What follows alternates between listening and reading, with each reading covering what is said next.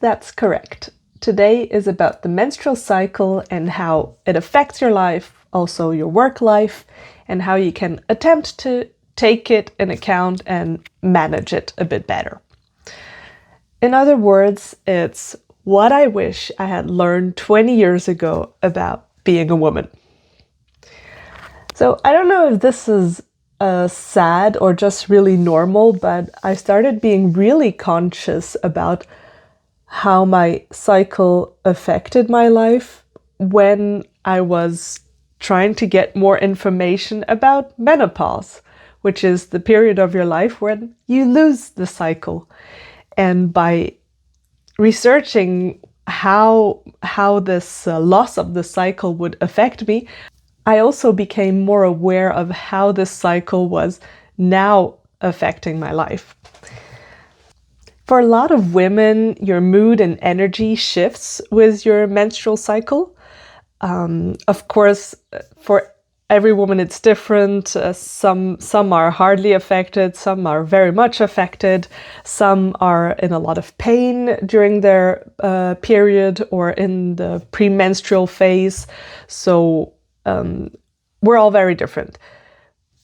I consider myself quite lucky because I at least don't have pain, so I can get through my period without taking painkillers, which is not the case of everyone. But I do know that a few days before my period starts, I really have my mood and my energy is very much affected by my cycle. So let's have a look. This is roughly how a cycle looks like. So your first day would be when you start your period. So the first day you're bleeding, it lasts usually about 5 days. This first hormone, the estrogen, slowly comes up and it peaks around day 14. Maybe should have drawn the peak a bit here on day 14, which is when you ovulate, and this is when you're fertile. And this is a period when, as a woman, usually you feel like Superwoman. You can do anything, and yeah, sure, there can be stress, but you can take anything. And then estrogen goes down, and as estrogen goes down, progesterone, the second hormone, goes up, and it peaks a few days before the end of your cycle when you'll start your period again. And this is a period where I really feel low. So I have, let's say, symptoms that are a bit more depressive. I feel like nothing's fine in my life. Everything's horrible. And let's say the same amount of stress that comes on that day, I can't take. It's too much for me. And you can give me the same exact event happening 2 weeks before, and I'll be fine. I'll handle it just fine. Until very recently, my menstrual cycle was just something that happened to me. Like a flu. When you get sick, it happens to you. You don't plan for it. It's uncomfortable and not nice when it happens, but I wouldn't really plan for it. And mostly I would hope that it gets over as quickly as possible so that I can feel better again. Now, clearly, I don't like that my mood shifts with my cycle that much. It's very uncomfortable, but I now accept that this is the case, that I can't do much about it. So if I can't do much about it, I might as well work with it. And this includes, let's say, life in general, but if possible, sometimes even my professional life. So this is how it can look like. How I navigate my menstrual cycle now. So now I write down in my calendar, at least my personal one, when progesterone will be high. So a few days before my period. This is when I'll probably be low and I probably can't take as much stress and I need to manage myself. So if I can, I'll adjust activities accordingly as far as possible. Of course, if I was alone in the world and I could organize everything according to my own rhythm, then we wouldn't be working in 7 days weeks with 5 days of work and 2 days of rest, which is a very good way of working for people who are hormonally stable. So men usually fit into that category. If I could design my work schedule, it would probably revolve around approximately 28 days, where I would have, let's say, 20 days of work where I can focus quite well, and I would have 8 days of rest to, let's say, wind down. So obviously, professionally, that's not really possible, but I can manage, let's say, outside activities. So when I'll be meeting up with friends or stuff, then I know that when my calendar says progesterone will be high, then I should give myself a break.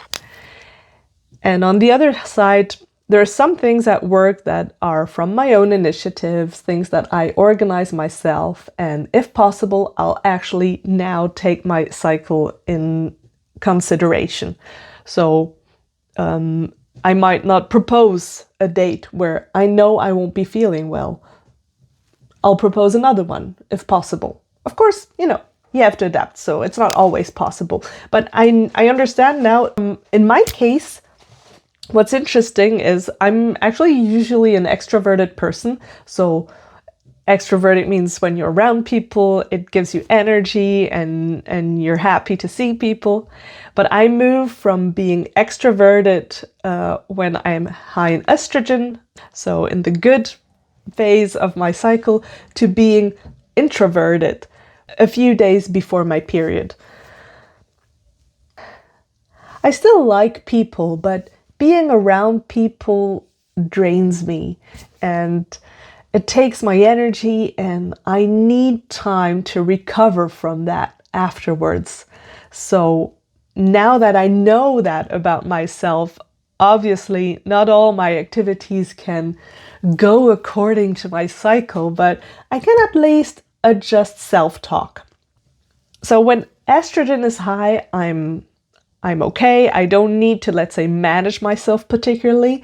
But when progesterone is high, I need to take my hand to do things because I feel so tired and have depressive symptoms that I don't feel like doing anything. And I really have to remind myself, Alice, you remember we said 3 things are important today, okay? So we really need to do that today because otherwise we're going to get in trouble in the future. So, it's okay. I know today is not a good day, but you can do that. So what I do is actually I manage myself. I talk to myself differently. Instead of being annoyed because I can't do all what I had planned to, and I'm starting to look for things in my life that are not good and to try to, let's say, push the disagreeable feeling on another source. I now understand that this somehow comes from within and is related to my cycle, and I just need to be gentle and patient with myself, compassionate with myself, and walk myself through these few days. And then gradually, naturally, I'll get better. And we're on again for another month. So that's how I try to manage this phase before my period. Now, what's interesting is another difference now is before I used to think, oh, you're overdoing it. In these phases where I have a lot of estrogen and I have a lot of energy and I feel like I can do anything, I would restrain myself a bit, thinking, no, you can't overdo it because otherwise you'll feel tired. And I think that for many people that's the case, but now I'm learning for myself that no, I can overdo it during this phase because I do have that energy. I can do much more things. I can do twice as many tasks than a period where I don't feel well and I have like almost depressive symptoms. So Now I don't manage myself anymore when I know this is a period where I can do a lot. I let myself do a lot because I know there will be the down phase of the wave that will come, and it's linked to my menstrual cycle, and it's not linked to the fact that I haven't managed myself well before, because this is what I thought before, that I had done too much and that that's why I was feeling alone now. But it's not the case. It's actually my energy goes in waves with my menstrual cycle. And yes, of course, there are outside things, you know, life events that happen to you and that affect your energy level. But I'm very aware now and very conscious of how my energy shifts with my cycle. And another thing that I think I've always done that, let's say intuitively, but I really know that I have to let a whole cycle pass before taking any big life decisions. When you're high in progesterone, it's a bad moment to take decisions that will affect your life a lot. It's good to know how you feel about a situation during a whole month. And also, you should know that probably during this period before, a few days before your cycle, you're probably not super happy, but you can have that sort of strange, angry energy about doing something that's unpleasant, but you have to do it. And as it's going to be an unpleasant day anyway, just go for it. Whatever, you know, this can happen too. I can have that where I'm like, it's going to be a bad day anyway, so I might as well ruin it by doing this awful task that I don't feel like doing. You know, it's a bit strange, but it can work. In case you're able to read in between the lines, you probably understood what it means for my channel, The Diary of a Soil Health Scientist. This channel is something I do for fun. I do outside my working time, so I do it when I have time and energy. And this usually happens about once a month. So you shouldn't expect content every week, because that won't happen. It's according to my own rhythm. I guess we're done for that, but if you're a man and you've listened to all of this and you're curious but you don't really understand what women mean with that, I have an analogy that has its limitations, of course, but maybe you can understand a bit how a woman feels about it, because all human beings, we have a cycle. For example, you have, as a man, a daily cycle, 24-hour shifts where you will feel different levels of energy. In the morning, usually you're like, you have a lot of energy, and in the end of the day, naturally, you'll start to feel tired and you actually want to go to sleep.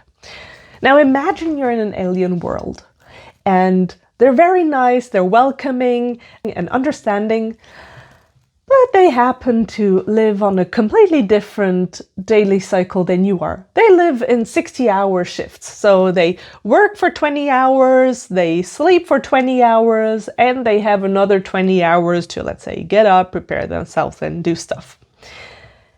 And yeah, of course, you're a highly adaptable creature. You can adapt to that. You can work for 20 hours in a row if you need to, but you weren't really designed to work in that way. If you could do your own design, you would probably try to work in 8-hour shifts. You know, sleep for 8 hours, have a few hours to prepare, then work for 8 hours, and then a few hours for leisure and food and stuff, and then you'd go back to sleep again for 8 hours. This would be your natural cycle. But in this analogy, you would be in a different system where people have a different rhythm than you have, and you are trying to adapt. So yeah, that's a bit my analogy for men to help them understand how women feel. So yeah, you can let me know what you think about that. And thanks for listening to that. See you.